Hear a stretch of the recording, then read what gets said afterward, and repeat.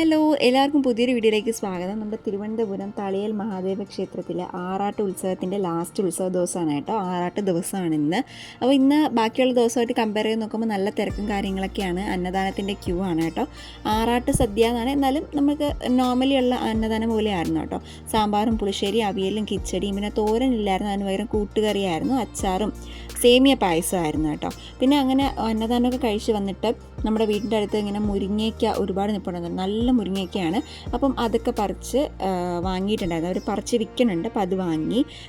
പിന്നെ സിന്ധു അമ്മൂമ്മയായിട്ട് നമ്മുടെ ചെറുക്കൂട്ടം ഭയങ്കര കൂട്ടായി കേട്ടോ. അമ്പലത്തിൽ നിന്ന് സിന്ധു അമ്മൂമ്മയുടെ കൂടെയാണ് അവൻ വന്നത്. അവനിപ്പോൾ എല്ലാവരുടെ കയ്യിലും പോവും. പിന്നെ അത്യാവശ്യം എല്ലാവരും നല്ല കളിച്ച് ചിരിപ്പിച്ചൊക്കെ ഇരുന്ന് കഴിഞ്ഞാൽ അവരുമായിട്ട് നല്ല കൂട്ടാകും പെട്ടെന്ന്. പിന്നെ വീട്ടിൽ വന്നിട്ട് മുരിങ്ങയ്ക്ക സൂപ്പ് ഉണ്ടാക്കി.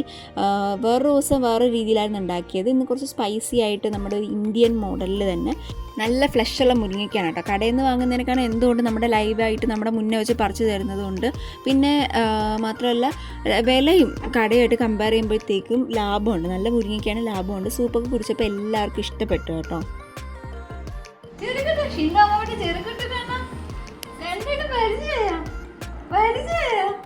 ഇന്ന് വരാമേ കേട്ടാ, നമുക്ക് കളിക്കാമേ.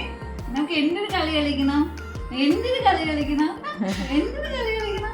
നമുക്ക് ഒളിച്ചു കളിക്കാം, ഒളിച്ചു കളിക്കാം.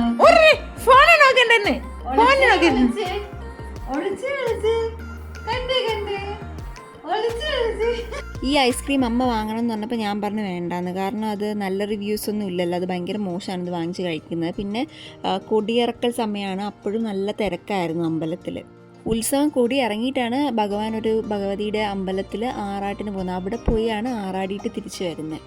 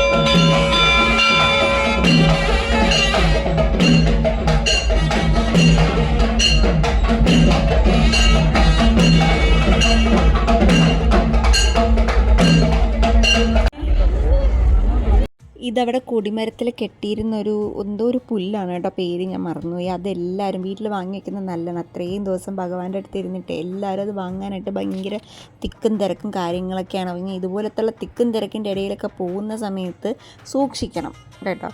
നമ്മുടെ ഓർണമെൻറ്റ്സും കാര്യങ്ങളൊന്നും അല്ല, കുറച്ച് ആളുകളെ സൂക്ഷിക്കണമെന്നാണ്.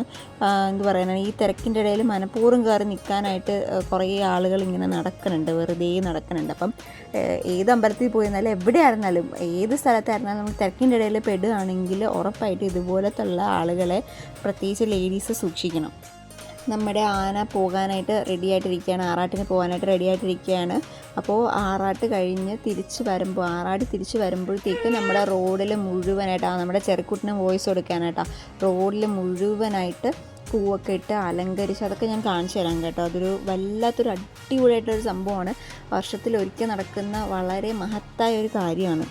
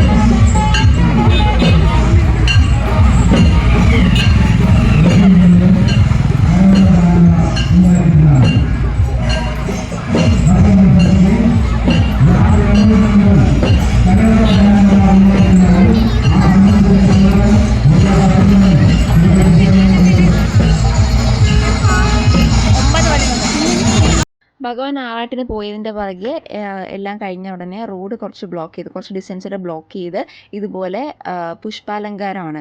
അതിനുവേണ്ടി ഷെയ്ഡ്സൊക്കെ വരച്ചിട്ടുണ്ടല്ലോ, അതിൽ നമ്മൾ ഡിഫറെൻറ്റ് ഷെയ്ഡ്സിലുള്ള പൂക്കൾ വയ്ക്കും.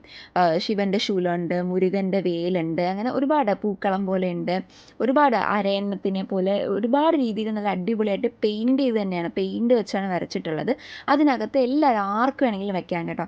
അങ്ങനെ നമ്മൾ സിന്ധു ആൻറ്റിയെ ഓട്ടോ കയറ്റി വിടാനായിട്ട് വന്നപ്പോഴാണ് ഈ സംഭവം ആർക്ക് വേണമെങ്കിലും വയ്ക്കാമെന്ന് മനസ്സിലായി. അപ്പോൾ നമ്മുടെ എന്താ ഒന്ന് ഫ്രഷായി പെട്ടെന്ന് ഡ്രസ്സൊക്കെ മാറ്റി വന്നിട്ട് പൂവൊക്കെ വയ്ക്കാമെന്ന് വെച്ചു. അപ്പോൾ നമ്മൾ ജസ്റ്റ് അവിടെ പോയി കണ്ട് ഈ വീഡിയോസൊക്കെ ഒന്ന് എടുത്തിട്ട് വീട്ടിൽ പോയി ഡ്രസ്സ് മാറ്റിയിട്ടൊക്കെ വന്നിട്ട് പൂ വയ്ക്കാമെന്ന് വെച്ചാൽ അപ്പോൾ തന്നെ ഈ ഒരു സംഭവമൊക്കെ ഫില്ലായി കഴിഞ്ഞു കേട്ടോ. നമ്മൾ തിരിച്ച് വന്നപ്പോൾ എല്ലാവരും നല്ല ഫാസ്റ്റായിട്ട് ഭയങ്കര ഒരു കോപ്പറേറ്റീവായിട്ട് എല്ലാവരും പൂക്കളൊക്കെ ഫില്ല് ചെയ്യാനായിട്ട് തുടങ്ങി. അത് ഭയങ്കര ഒരു ഭാഗ്യമായിട്ടാണ് ഞാൻ കരുതുന്നത് കേട്ടോ. ഭഗവാൻ ഇതിൻ്റെ പുറത്തുകൂടിയാണ് നടന്നു വരുന്നത്, ആനപ്പുറത്ത്. അപ്പം അതിൽ നമുക്ക് എന്താ പറയാനാണ്, അത് ചെയ്യാൻ പറ്റിയതിൽ ആ ഒരു പൂമത്ത ചെയ്യാനായിട്ട് പറ്റിയത് ഭയങ്കര ഒരു ബ്ലെസ്സിങ് ആയിട്ട് കരുതുകയാണ്.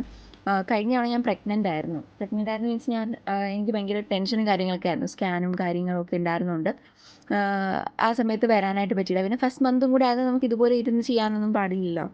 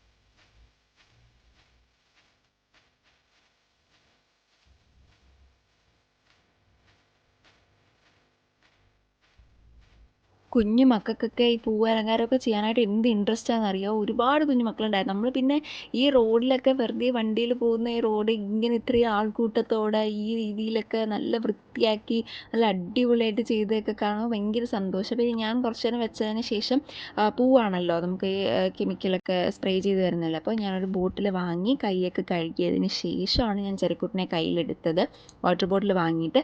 പിന്നെ അതിനുശേഷം അമ്മ വെച്ചു. അതിനുശേഷം അമ്മയും കൈയൊക്കെ വാഷ് ചെയ്തിട്ട് തന്നെയാണ് വാവേനെ എടുത്തത്. നിങ്ങളത് ശ്രദ്ധിക്കണം കേട്ടോ. ഞാനത് പറഞ്ഞത് കുഞ്ഞു വാവകളൊക്കെ ഉണ്ടെങ്കിൽ നമ്മൾ എന്ത് പൂ നമ്മൾ കയ്യിലെടുത്തിട്ടാണെങ്കിലും നമ്മൾ കുഞ്ഞിൻ്റെ നമ്മുടെ വായിലും ഒക്കെ തൊടുന്നതാണ്. അത് മാത്രമല്ല നമ്മുടെ കയ്യിൽ തൊട്ടിട്ട് കുഞ്ഞ് ആ കൈയെടുത്ത് വായിൽ വെച്ചാലും അത് പ്രശ്നമാണ്. ഈ പൂവിൻ്റെ പ്രശ്നങ്ങളൊക്കെ ഇപ്പോൾ അറിയാമല്ലോ. അതുകൊണ്ട് നമ്മളിതൊക്കെ തൊട്ട് കഴിഞ്ഞാൽ നമ്മൾ ഭയങ്കരമായിട്ട് കെയർ ചെയ്യണം. നമ്മൾ സൂക്ഷിക്കേണ്ട കാര്യങ്ങൾ സൂക്ഷിച്ചേ പറ്റൂ. പിന്നെ അതേ ഞാനാണ് ആ വേലിൻ്റെ മുഴുവനും ചെയ്തത് കേട്ടോ. അപ്പോൾ അത് ചെയ്ത് ഫുൾ കറക്റ്റായിട്ട് വന്നപ്പോൾ ഭയങ്കര സന്തോഷമായി കണ്ടപ്പോൾ. എന്താ പറയാനാണ്, എന്തോ വല്ലാത്തൊരു സന്തോഷം. ഓണത്തിനൊക്കെ എന്നോ പൂക്കളായിട്ട് മറന്ന ഓർമ്മകളൊക്കെ ആയിരുന്നു.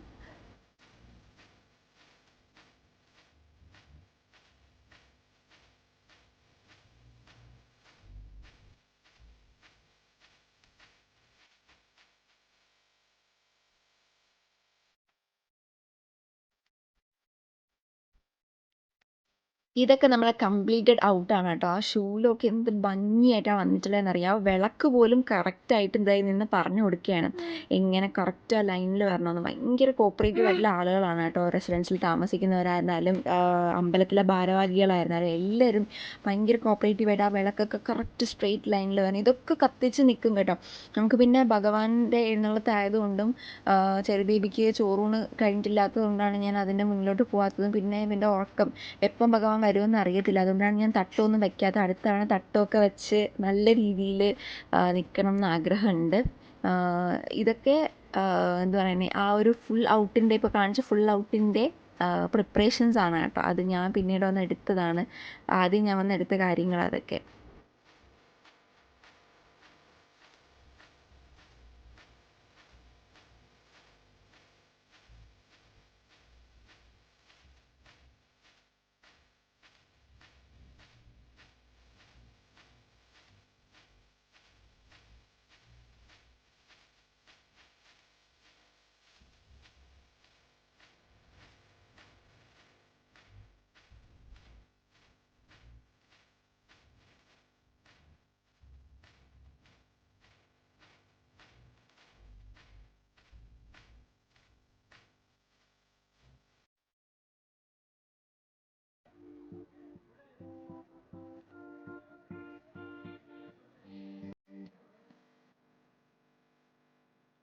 പിന്നെ എൻ്റെ ചെറുക്കുട്ടനെ ഇതുപോലത്തുള്ള സ്ഥലത്ത് കൊണ്ടുപോയി കഴിഞ്ഞാൽ അവനിങ്ങനെ ലൈറ്റും പാട്ടും ഡാൻസും ഒരുപാട് ആളുകളും പൂവും കളർഫുള്ളായിട്ടുള്ള എല്ലാ കാര്യങ്ങളും ഉണ്ട്. അപ്പോൾ അവൻ ഭയങ്കര ഹാപ്പിയാണ്. ഇതുപോലത്തുള്ള കാര്യങ്ങളിൽ പ്രത്യേകിച്ച് എൻ്റെ മോൻ തന്നെയാണ്. കാരണം ഉത്സവത്തിനൊക്കെ കൊണ്ടുപോയി കഴിഞ്ഞാൽ ഇതുപോലെ എൻജോയ് ചെയ്യുന്നൊരു കുഞ്ഞ് വേറെ ഇല്ല. ഞാനും അങ്ങനെയാണ്. എനിക്ക് ഭയങ്കര ഇഷ്ടമാണ് ഉത്സവത്തിനൊക്കെ പോകാനായിട്ട്, എൻജോയ് ചെയ്യാനായിട്ട്. എല്ലാ ദിവസവും മെനക്കെട്ട് ഞാൻ പോകും. ഏത് അമ്പലത്തിലായിരുന്നാലും ഞാൻ പോകും.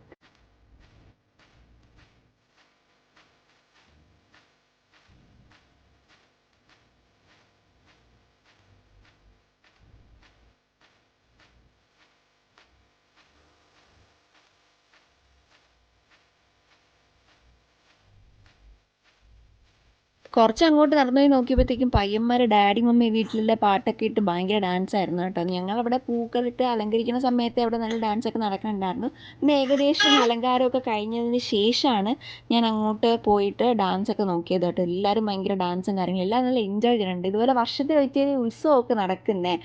അപ്പോൾ എല്ലാവരും ഭയങ്കരമായിട്ട് എൻജോയ് ചെയ്യുന്നുണ്ട്. ഞാൻ ആറ്റുകാൽ ഉത്സവത്തിന് വേണ്ടി കാത്തിരിക്കുകയാണ്. അത് നമ്മുടെ ഒരു എന്ത് പറയാനാണ്, നമ്മുടെ തിരുവനന്തപുരത്തെ ഒരു ഓണം പോലെയാണ്. ഓണത്തിന് പോലും ഇങ്ങനെയില്ല. അതാണ് ആറ്റുകാലിലെ ഉത്സവം. ഇത് ഇങ്ങനെയാണ്. തട്ട് നിവേദ്യത്തിനായിട്ട് എല്ലാവരും തട്ടമൊക്കെ വെച്ചിട്ടുണ്ട്. അവിടെ ചുറ്റുപാടും വീടുള്ളവർ വിഘ്നേശ്വരനും മുരുകനും ഭഗവാനും പിന്നെ പാർവതി ദേവിയൊക്കെ അങ്ങനെ ഒരു സ്റ്റാച്ചു വന്നിട്ടാണ് അതിന് മുന്നിലായിട്ടാണ് ഈ പുഷ്പാലങ്കാരമൊക്കെ. പിന്നെ വേറൊരു അമ്പലത്തിൽ പോയിട്ട് ആറാടാനായിട്ട് അത് ഇതുപോലെ കുളിച്ച് ശുദ്ധിയായിട്ടാണ് ഭഗവാൻ ആറാടി തിരിച്ച് വരുന്നതെന്നാണ് സങ്കല്പം. അപ്പോൾ അതിൻ്റെ വീഡിയോ ആണ് കേട്ടോ ഇത്.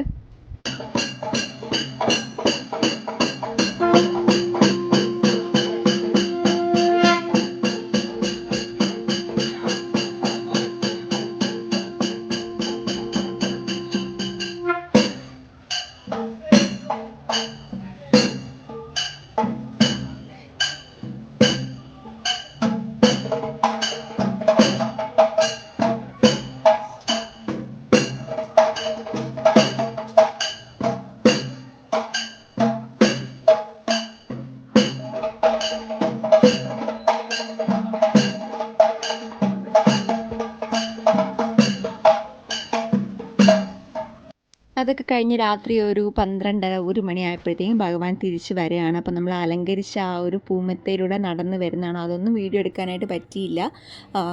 അപ്പോൾ നല്ല കൊട്ടുവാദ്യത്തോടെ ഭഗവാൻ തിരിച്ചു വന്നു.